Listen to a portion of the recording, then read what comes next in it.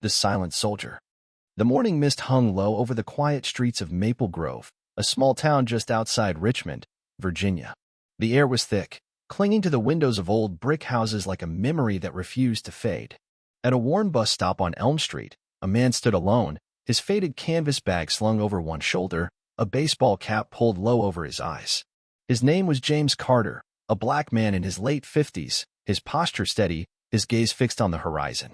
There was something about him calm, deliberate, like a man who had seen too much to rush. His hands, rough from years of service, gripped the bag tightly, as if it held the last piece of a life he'd fought to keep. No one noticed him at first. Dog walkers passed, car doors clicked shut, and the world moved on. But then a police cruiser rolled by, slow and deliberate. Inside were two officers.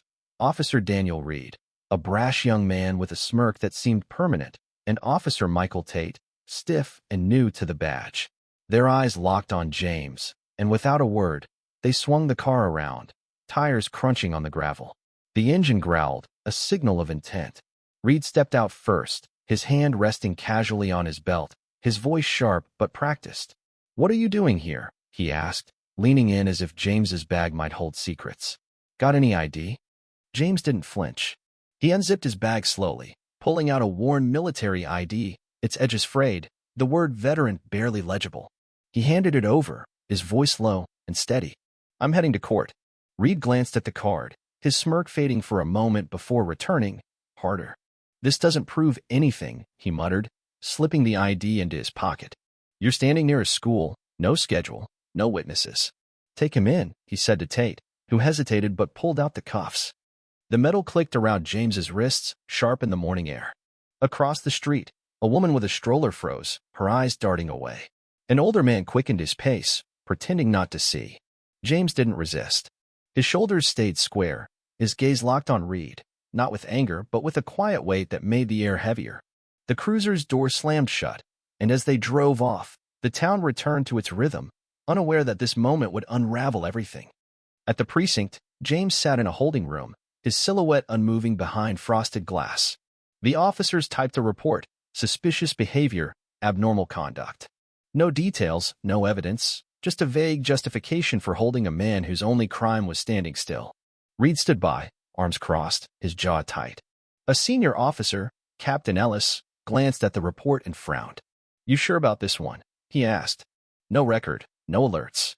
"It's clean." Reed shrugged. He didn't look right. Too calm, too quiet. The words hung, a confession disguised as procedure.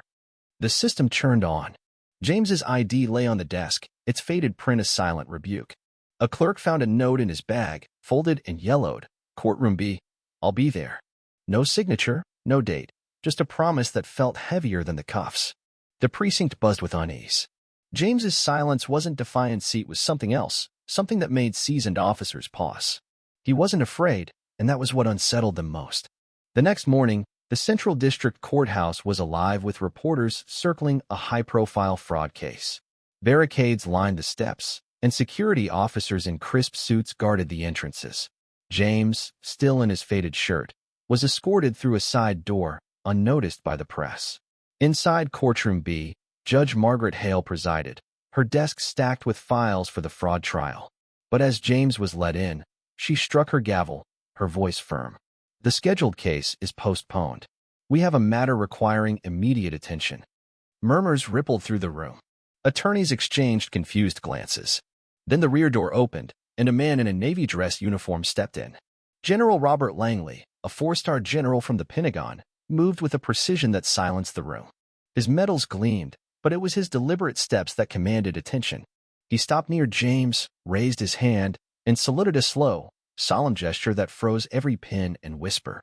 The courtroom held its breath. Langley stepped to the microphone, his voice clear and unyielding. "This is Staff Sergeant James Carter, United States Marine Corps, Special Operations. He saved my squad in a siege in Kandahar, 14 men, 5 hours, nearly out of ammo. He opened a path alone." The words landed like a verdict. Reed, seated in the gallery, felt his knees weaken as his name appeared on a screen. Under investigation for violation of honor. His confidence crumbled, replaced by a dawning realization of his mistake. Langley continued, his tone steady but heavy with regret. Carter's record was classified to protect him, but that secrecy left him invisible to a system that judged him by his skin and a bag. I'm not here to ask for leniency. I'm here to demand he be seen. Judge Hale's pen paused, her face tightening. The room felt smaller, as if the weight of Langley's words had pressed the walls inward. A second witness, Colonel Henry Marsh, took the stand. His silver hair caught the light as he spoke without notes. Carter crossed hostile ground to find our reinforcements. No maps, no backup, just instinct. His worth isn't in medal sits in the lives he saved. The gallery stirred, some unable to meet Carter's gaze. Reed's hand shook, the memory of his casual take him in, now a wound he couldn't close. Then a clerk read a handwritten letter, its words piercing the room's silence. He doesn't need to be remembered, but we need to remember how we made him disappear. The author, a former comrade, wrote of Carter's return to civilian life, asking only to live quietly. It was judged as a threat for standing still.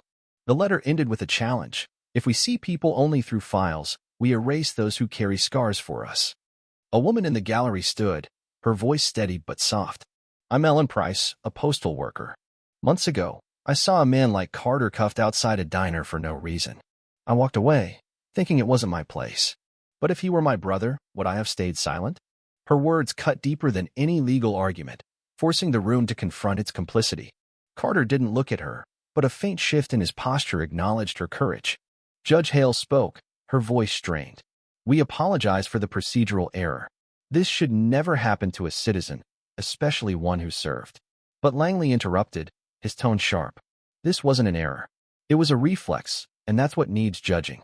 The word reflex hung in the air, a call to examine not just actions but instincts. Reed sank lower, his badge feeling heavier than ever. The gavel struck, and the session recessed. Carter was uncuffed, his steps calm as he left through a side door, his bag over his shoulder. No cameras followed, no headlines blared. But the silence he left behind was louder than any verdict. General Langley walked beside him, not as a protector but as a witness to a truth now undeniable. Outside, the flags fluttered, and passers-by straightened instinctively, sensing something larger than themselves. Days later, Officer Reed was dismissed, his desk cleared without fanfare. A note he left behind read, I thought I was right. It wasn't shared publicly, but a security guard kept it as a reminder. Across precincts, reports poured in, officers admitting to stops based on instinct rather than evidence. A new training program, pause, reflect, observe, emerged, using Carter's case to teach the difference between reflex and reason. One officer wrote, I stopped someone for looking too calm. Now I know calm isn't a crime. In a Maryland law school, students debated Carter's story, not as a case, but as a mirror. A professor asked, how many would demand reform if this happened to you? Hands rose slowly, each a quiet vow. A manuscript, The Soldier Who Stood Still, circulated in libraries, its plain pages asking why justice arrives only after proof. A high school teacher showed Carter's courtroom exit, asking, who walks behind him? A student answered, no one, until we choose to follow. At a candlelight vigil, a girl read, you shouldn't have been arrested for standing still. Her words, simple and true, became a mantra. Notes on candles read, so no one is judged by a glance. The community didn't chant or protest, they reflected, each note a promise to act next time. Carter's silence had sparked a movement, not loud but deep, reshaping how people saw justice. Months later, at a bus stop, a young officer approached a man who might have been Carter. Instead of a demand, he said, beautiful day. The man nodded, a faint smile breaking through. No cuffs, no questions, just a moment of recognition. The bus pulled away, and the officer stood still, knowing he'd chosen differently this time. At the Federal Police Academy, a stone wall bore a new inscription, salute not the name, but the silence that makes you look again. Carter's story didn't rewrite laws, but it changed reflexes. Officers paused before acting, students questioned assumptions, and communities learned to see before judging. Justice, they realized, begins not with a gavel but with a choice to stop, look, and act. James Carter didn't sue or seek fame.